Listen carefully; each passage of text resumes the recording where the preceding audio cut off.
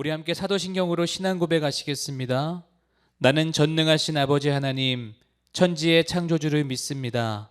나는 그의 유일하신 아들, 우리 주 예수 그리스도를 믿습니다.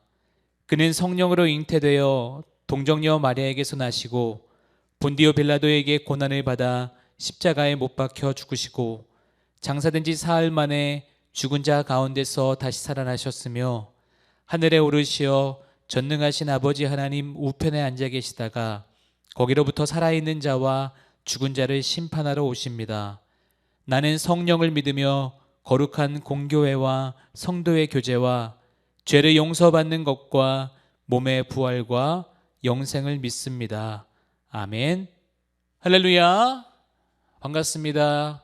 오늘 이렇게 코로나로 인해서 또 비대면 예배, 온라인 예배로 또 이렇게 새벽 예배를 드리게 하신 하나님께 감사를 드립니다.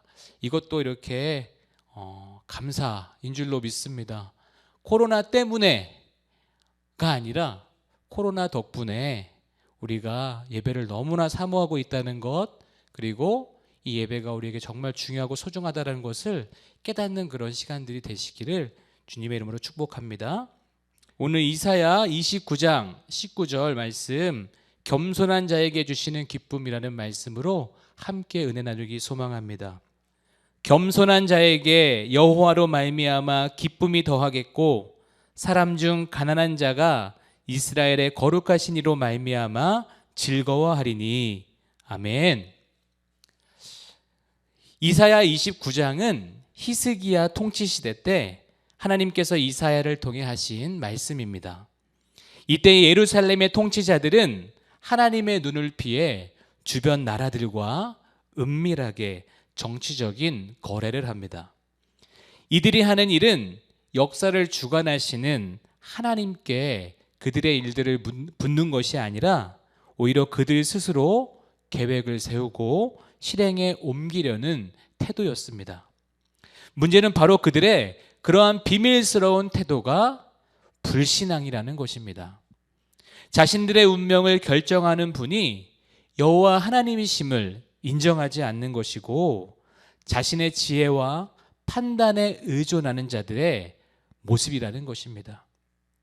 이런 모습을 16절에서는 지음을 받은 물건이 자기를 지은 이에게 당신은 나를 짓지 않았다라고 하고 빚음을 받은 물건이 자기를 빚은 이에게 당신은 총명하지 않다라고 이야기하는 것과 같다라고 이야기합니다.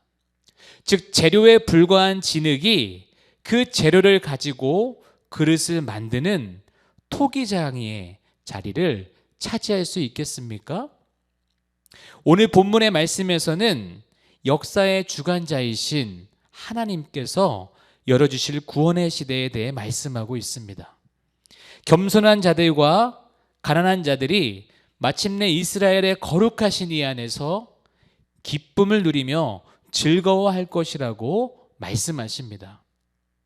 하나님은 겸손한 자에게 기쁨을 더하시는 분이신 줄로 믿습니다. 찬송가 212장은 이렇게 고백합니다. 겸손히 주를 섬길 때 괴로운 일이 많으나 구주여 내게 힘주사 잘 감당하게 하소서. 겸손히 주님을 섬길 때에 괴로운 일이 많으나, 즉 우리에게 괴로운 일이 없는 것이 중요한 것이 아니라 우리가 주님 앞에 겸손한지가 중요한 줄로 믿으시기 바랍니다. 우리가 겸손하면 괴로운 일이 더 많이 올 수도 있습니다. 그러나 명심할 것은 하나님은 겸손한 자에게 기쁨을 더하실 것이라는 사실입니다. 이 세상은 겸손한 자보다는 교만한 자가 더 드러나 보이고 겸손한 자보다는 자신을 높이려고 하는 자를 더 알아준다라고 생각하는 시대입니다. 그러나 명심할 것은 그 모든 삶의 흥망성쇠는 하나님께 달려 있다는 것입니다. 가정의 일도, 사업도, 자녀도, 건강도, 모두가 여호와 하나님께 있음을 인정하면 우리는 그 앞에서 겸손하지 않을 수가 없습니다.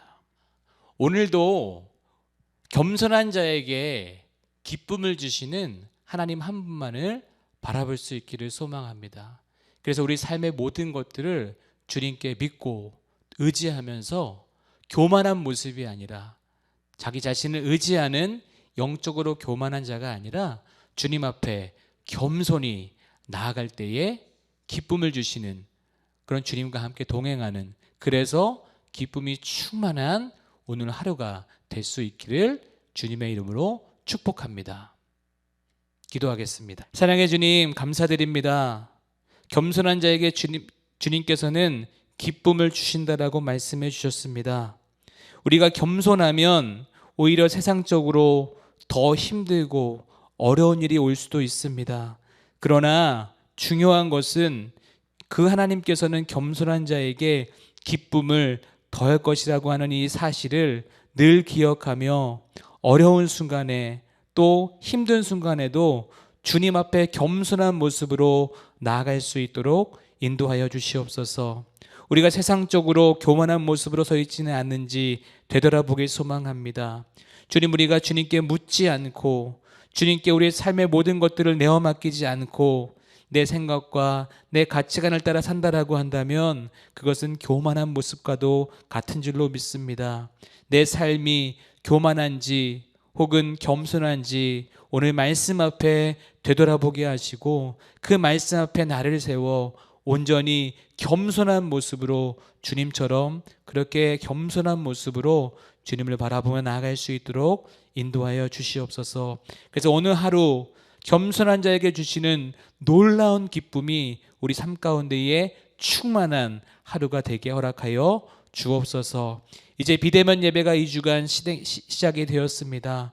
이 기간 동안에 우리는 코로나 때문에가 아니라 코로나 덕분에 더욱더 주님을 찾고 더욱더 삶의 자리에서 주님과 연합하며 나아가는 자가 될 수 있도록 그러한 고백과 그러한 우리 마음의 고백들이 삶을 통해 넘쳐날 수 있도록 인도하여 주시옵소서. 감사드리며 우리 구주 예수님의 이름으로 기도하옵나이다. 아멘. 하늘에 계신 우리 아버지, 아버지의 이름을 거룩하게 하시며 아버지의 나라가 오게 하시며 아버지의 뜻이 하늘에서와 같이 땅에서도 이루어지게 하소서. 오늘 우리에게 일용할 양식을 주시고 우리가 우리에게 잘못한 사람을 용서하여 준 것 같이 우리 죄를 용서하여 주시고 우리를 시험에 빠지지 않게 하시고 악에서 구하소서. 나라와 권능과 영광이 영원히 아버지의 것입니다. 아멘.